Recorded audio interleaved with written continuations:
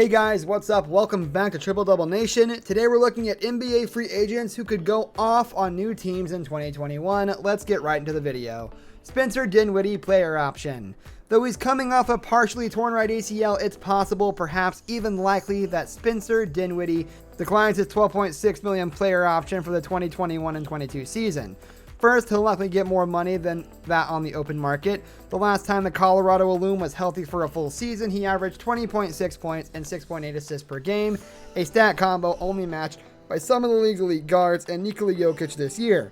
Dinwiddie's efficiency lagged behind most of those players, but the point stands that when he's healthy, he's a force to be reckoned with on offense. Secondly, though, Dinwiddie is now superfluous in Brooklyn, with the offense running through Kevin Durant, James Harden, and Kyrie Irving. On virtually every possession, much of his appeal is lost, and players like Joe Harris and Landry Shamet have established themselves as superlative off-ball threats in Dinwiddie's absence. You could argue that he feasts more than ever alongside the Nets' fleet of scorers, but there is such a thing as too much talent, and with a 28-year-old not quite good enough to be a star and overqualified to be a role player, he's currently adrift on the roster. With some salary machinations, teams like the Pelicans and Warriors could sign Dinwiddie, fill major roster holes, and give him significant opportunities for growth in the process. Talen Horton-Tucker restricted. Though he hasn't played much in the playoffs, Talen Horton-Tucker put together an impressive regular season for the Lakers. The second-year pro got more minutes than players like Marc Gasol and Wesley Matthews, while finishing third on the team in assist percentage. In fact, he was such a strong addition to Los Angeles' rotation that back in February, ESPN's Brian Windhorst reported that people think Horton-Tucker could get the Tyler Johnson poison pill contract. In case you've forgotten, that's a reference to the 4-year, $50 million deal that Johnson signed with the Miami Heat in 2016. A lot changed since February for the Lakers. Neither Anthony Davis nor LeBron had suffered their season-altering injuries when Windhorst relayed that theory, and their absences may have remained now Lakers of the urgency to win as much as possible while LeBron is still in peak form. If that's the case, then GM Rob Pelinka may look to acquire more experienced veterans in the offseason, potentially sacrificing a less developed prospect like Horton-Tucker in the process. This might be doubly true if a team like the Bulls or Wizards presents a Tyler Johnson level offer to the Lakers for the Iowa State alum, and he'd do well to find a team with consistent minutes available. It's understandable that Horton-Tucker's been benched in the playoffs, but he showed a lot this year. With more development and playing time, he could be in for a breakout campaign in year 3. Frank Jackson unrestricted.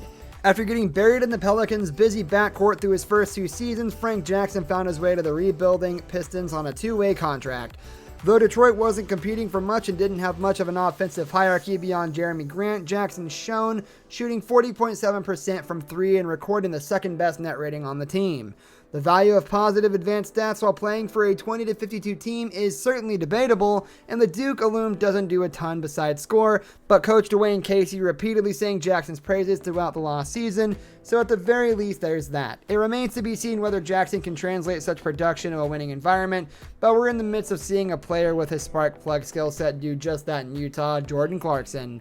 The recently named 6th Man of the Year seemed like an empty calorie scorer through stints with the Lakers and Cavaliers, but is catapulted to new heights with the Jazz. He's basically the same player he was in those previous stops, middling efficiency included, but it is now an integral rotation member on the West top seed. Jackson hasn't shown nearly as much as Clarkson did with the Los Angeles or Cleveland, but get him in a winning environment and let's see how much he progresses. Teams like the Nuggets and Pacers could use a second unit gunner and should take a low-cost flyer on the 23-year-old. Lauri Markkanen, restricted. For over a year now, it seems like Lauri Markkanen has just been making time in Chicago. Reports of his unhappiness emerged right before the 2019 and 20 season went on hiatus, and being demoted to a mid-tier bench behind player Nikola Vucevic, Thaddeus Young, Patrick Williams, and Daniel Theis surely didn't placate him. To Markkanen's credit, he took it all in his stride on the court, rebounding from a dangerously flat third year to record a career-best 59.4 effective field goal percentage this year. The former lottery pick made at least 4 threes in a game 10 times and earned the confidence of coach Billy Donovan by season's end. However, the Bulls are much more invested in the first 3 aforementioned big men for various reasons. Vucevic is an all-star, Young is an integral point of connectivity both on and off the court, and Williams is the team's most recent lottery pick. And Theis' versatility makes him a more pressing priority in free agency than Markkanen, so the Arizona alum might be the odd man out regardless. By now, expectations for McCannon have changed. He should no longer be considered a primary scoring option, but either a starting power forward who purely stretches the floor or a sixth man with a perennial green light. Think Kelly Olynyk or Davis Bertans with a little more off-the-dribble prowess. The skill set should undoubtedly appeal to teams like the Spurs and Pelicans in need of front-court shooting. Frank Ntilikina, restricted. Knicks fans are likely frustrated by Frank. Despite continuing to play scintillating defense, he's out of Tom Thibodeau's rotation. However, such a lopsided skill set doesn't have to excise the Frenchman from the NBA just yet. Before the 2017 draft, the general consensus on him was that he wasn't likely to be a team's primary decision maker, and as sure as pathway to success would be as a George Hill or Patrick Beverley style guard who mainly plays lockdown defense and spots from the three. Good news for him, that's still possible. Before this season, it was nearly impossible to fit him into that kind of role because the Knicks were so consistently subpar, and he just fell out of favor with Thibodeau this year. There's actually a contemporary comparison for him to follow at his next stop, Matisse Thybulle.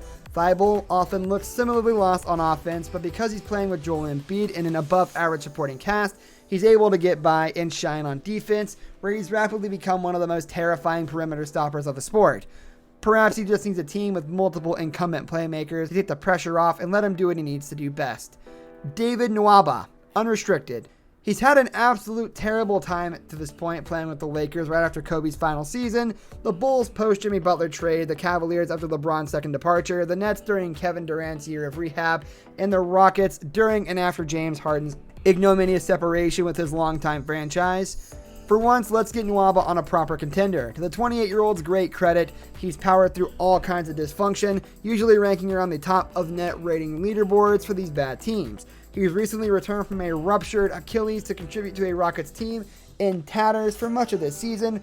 Writing for USA Today, Ben Du Bois opined. Nwaba finished with the highest defensive rating among all players on Houston's roster for the 2020 and 21 season.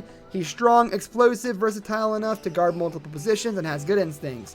That athleticism also helps to make him a force in transition. Cameron Payne, unrestricted. Before last summer, Cameron Payne was best known as Russell Westbrook's dance partner in Oklahoma City.